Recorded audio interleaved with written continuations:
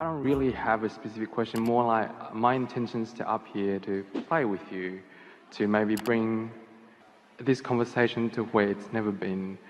I feel like money and materials comes very easily to me because I don't desire them as much, but more accurately, my resistance isn't as strong. They come because I don't care about them? Well, they sort of just drop off the sky, but I mean, they don't. But to an outside person looking at my life, when I said, So you're saying you don't worry about it? Would you say you just expect it to be that way? Expectation feels that I'm thinking about it all the time, but no, just feels... it doesn't. Expectation means that there is a desire and a belief in the same place. Okay. That's what an expectation is. Desire and belief in the same place. You don't have to be talking about it all the time, but you're not talking against it either. I asked for $10,000 and you said about try to do 20, 30, 40, 50% less. I offer no effort. It's just, I said, I'm just going to put it out there. It's going to drop. So you don't offer effort because you understand that the laws of the universe are bringing whatever you want to you. Are you saying to us that you don't justify the well-being that comes through effort and hard work? You're not justifying anymore. You're just expecting it to come? It flows easily. That's the key right there.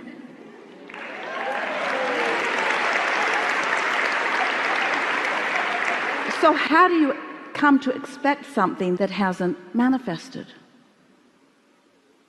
So you say, well, money isn't coming easy to me, and I'd like to be like that guy, I'd just like to expect it. But how do you expect something that hasn't been happening when you've been noticing what's been happening? What's the obvious answer? You have to notice a little less what's been happening. You have to stop taking score of what is. You have to find some way to put what is where it belongs.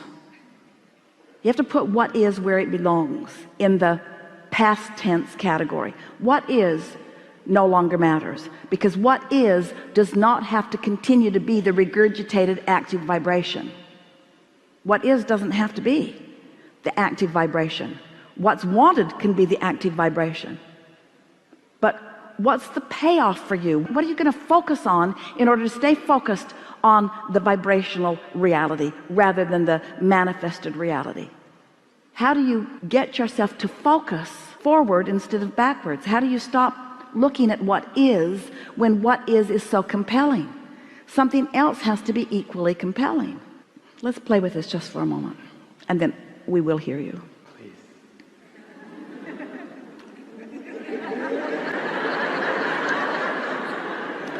Do you enjoy a feeling of clarity?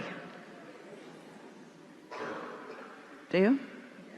Do you like to feel so clear in your mind that you know exactly what you're doing?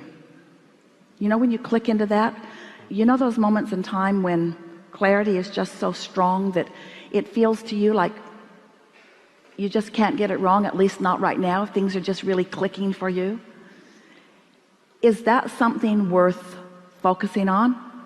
And is it a condition or is it an unconditioned? We know these words sound awkward to you, but we're wanting to somehow cajole you into not facing reality anymore. Your reality is the platform that you bounce off of, but if you let it be what you are giving your undivided attention to, your reality will hold you apart from your motion forward. So you have to find a way to put reality where it belongs, which is past tense. It's old news. What's already manifested isn't where the sweet spot it is, isn't where the action is, it isn't where the energy is, it isn't where the fun is, it isn't where the leading edge is, it isn't where the new ideas are. It's the hatching of the new idea, it's the experience of the new rendezvous, it's the turning the vibration into a thought, it's the receiving of the thought, it's the conscious awareness that you've received a thought, it's the emotional feeling of worthiness that the thought has come, and the emotional feeling of positive expectation that that's going to amount to something. And every single thing you want, no matter what it is, material object, state of being, lover in your bed, pile of money, doesn't matter what it is, every single thing you want is because you believe you will feel better in the having of it. So if we can get you to just for 2 days, just for 2 days, say, what's the feeling that I'm reaching for? What's the feeling? So what did you come to talk to us about? It's sort of like a recalibration of step 5, embracing contrast with unconditional love. It feels like it's easier with material, but when it comes to people, when I put so much effort and care into someone, I would kind of like to keep them around a little bit, but then it just seems to flow in and out. But when I don't care about material, I couldn't care. When they come in, they go, I just let them go. But when it comes to people... well, people are the trickiest thing of all, because they've got their own opinions about what they should be doing with their lives. It's just really annoying that they don't line up to serve you in the way they need to.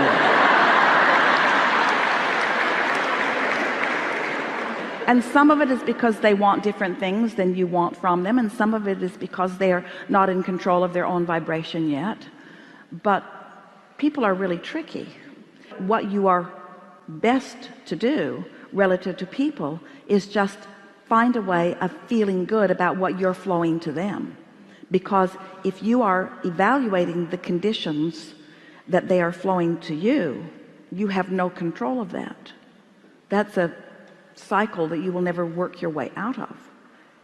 So when you said embracing the contrast, it kind of felt like embracing the part when I'm aware that I'm being a conditional lover, which means I understand that I want to be unconditional, but trying to stop the train sometimes it just adds momentum to the train.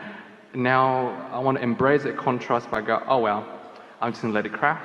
Let us put just one little idea in this mix that is available to you all the time, but you haven't been receiving it. Oh, please. So we're just going to speak it to you in a see it, hear it, smell it, taste it, touch it way. We're going to put it in your ear so that you can contemplate it. But I'm ready. what if there's something that you want that's in your vortex, like the mastery of creation? What if there's something in your vortex that causes you to call someone to you who misbehaves? Ooh.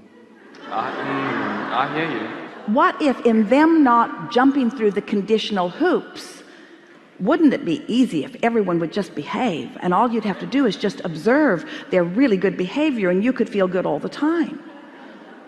Yeah.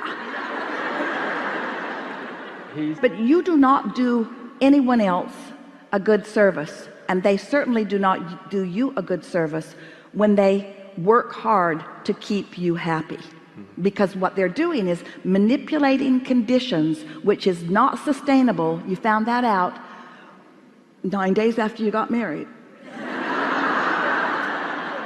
It's not sustainable. But if someone has the audacity to not conditionally try to please you, so that you have to discover how to hook up with something that does please you apart from them, now you can, in a short period of time, master what true alignment is. I felt like the breakup in February was worth it once I found my alignment to be in that zone of realizing from broader perspective, to see that it was worth it, because now I truly understand what unconditional love is, rather than him being... But wouldn't it be great if, how often do you say, well, it was awful for a while, but then after the fact I now see that that was a beneficial thing? Wouldn't it be nice if you could accept that everything is a beneficial thing while it's happening? Yeah. Because one of two things is happening. Either it's bringing you clarity, it's either enhancing your desire, or it's in this moment satisfying your desire. It's either making your desire grow, or it's fulfilling it right here and now. And we think we love you so much that you are dramatically underestimating the value of a growing desire. Growing desire doesn't feel good to you if you're not good at keeping up to speed with it, because your desire is growing and you're not, and your desire is growing and you're not, and your desire is growing and you're not, and your desire is growing and you're not. And we promise you your desire is growing. So your desire is growing, but you're focused upon a condition, and your desire is growing, you're focused on a condition, and your desire is growing and you're focused on a condition. And after a while, the tug of war is so strong within you that you just sort of give up, and then you close the gap just a little bit, sort of by default, almost like accidentally.